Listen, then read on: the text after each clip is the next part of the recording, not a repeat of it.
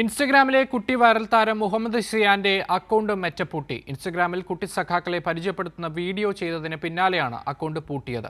പ്രതിപക്ഷ നേതാവ് അടക്കം ഈ വീഡിയോയ്ക്ക് ലൈക്കും കമന്റും ചെയ്തിരുന്നു. ഇതിന് പിന്നാലെയാണ് വൈറലായ കുട്ടി സഖാവ് എന്ന ഇൻസ്റ്റഗ്രാം അക്കൗണ്ട് മെറ്റ പൂട്ടിയത്.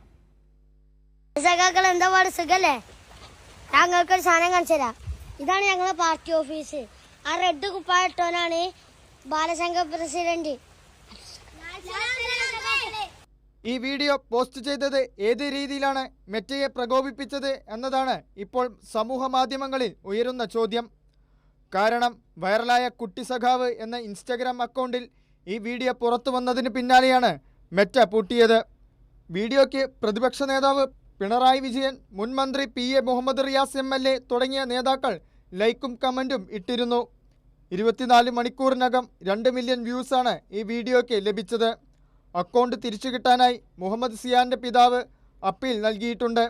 നേരത്തെ മുഖ്യമന്ത്രിക്കെതിരെയുള്ള വാർത്തകളിൽ കൈരളി ന്യൂസിൻ്റേതുൾപ്പെടെ വാർത്താ കാർഡുകൾ മെറ്റ നീക്കം ചെയ്തിരുന്നു.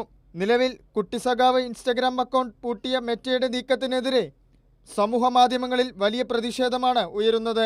കൈരളി ന്യൂസ്, തിരുവനന്തപുരം.